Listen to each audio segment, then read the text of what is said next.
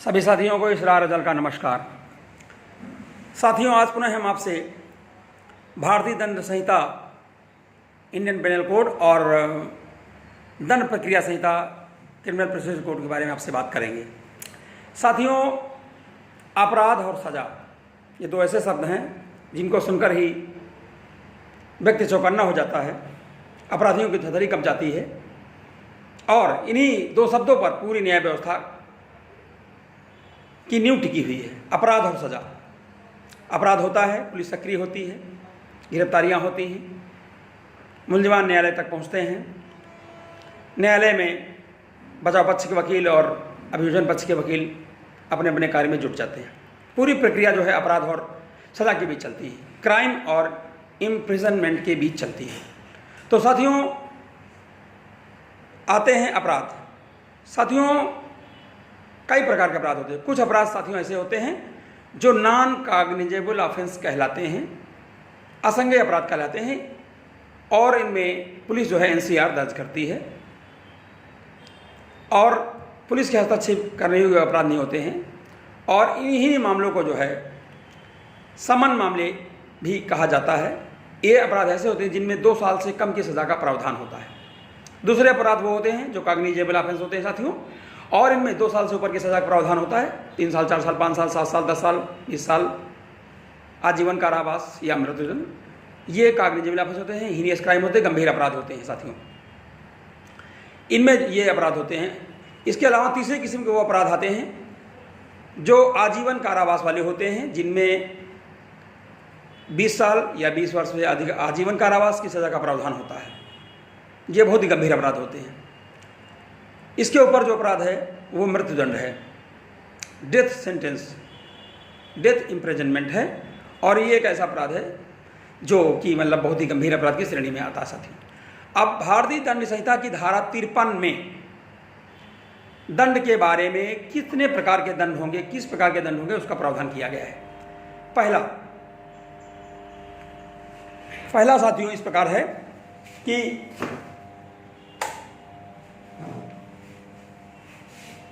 दंड प्रक्रिया भारतीय दंड संहिता में तीसरे अपराध जो है जो इस प्रकार हैं वो है पहला मृत्यु। अब साथियों, मृत्यु में अपराध ऐसा होता है कि जिसमें लाइफ जो है आदमी को मृत्युदंड की सज़ा दी जाती है और कम से कम मृत्युदंड होता है, आजीवन का चक्कर नहीं होता है, सीधे मृत्युदंड होती है। ऐसे में कई हत्या, जघन्य हत्या या मतलब दहेज हत्या इत्यादि तरह के अपराध आते हैं। दूसरे होते हैं आजीवन कारावास, लाइफ इम्प्रिजनमेंट, जिनमें आजीवन कारावास की सज़ा का प्रावधान होता है, या दोनों ऑप्शन रहते हैं कि आजीवन कारावास भी हो सकता है और मृत्युदंड भी हो सकता है। दोनों में जो हमारा न्यायाधीश होता है वो आजीवन कारावास भी दे सकता है। तीसरा होता है कठोर सश्रम कारावास, रिगारस इम्प्रिजनमेंट। तो जब सज़ा देता है तो उसमें लिख देता है कि सश्रम कारावास की सज़ा जो है अभियुक्तगण भुगतेंगे। चौथा होता है सादा कारावास। इसमें सश्रम नहीं होता है, केवल डिटेन रहते हैं मुलजिमान, अभियुक्तगण, जो मुजरिम होता है वो डिटेन रहते हैं और सज़ा का भुगतते रहते हैं, और जो है ये सादा कारावास होता है। इसमें कठोर सज़ा का प्रावधान, सश्रम सज़ा का प्रावधान नहीं होता है।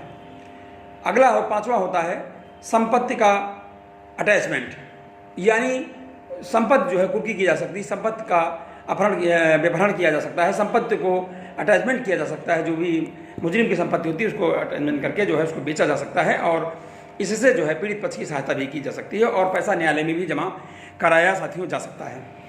अगला साथियों आता है जुर्माना। हर अपराध के साथ जो है जुर्माने का भी प्रावधान होता है। कभी कभी कोई अपराध में सज़ा दी गई है लेकिन जुर्माने का प्रावधान साथियों नहीं है, लेकिन अधिकतर अपराधों में जो सज़ा दी जाती है उसमें सज़ा के साथ साथ जुर्माने का भी प्रावधान होता है।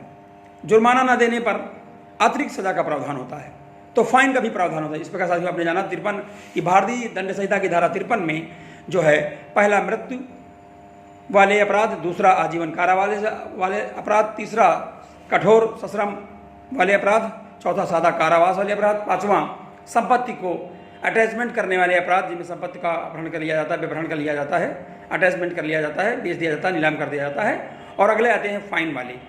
अधिकतर अपराधों में जो है सज़ा और फाइन दोनों साथ में होती साथियों। अब आती साथियों धारा आईपीसी धारा 54 आती है। धारा 54 में भारतीय दंड संहिता में लिखा हुआ है कि जो है समुचित सरकार दंडादेश जो कि आजीवन कारावास हो या मृत्युदंड हो उसका लघुकरण कर सकती है। समुचित सरकार शब्द प्रयोग हुआ है।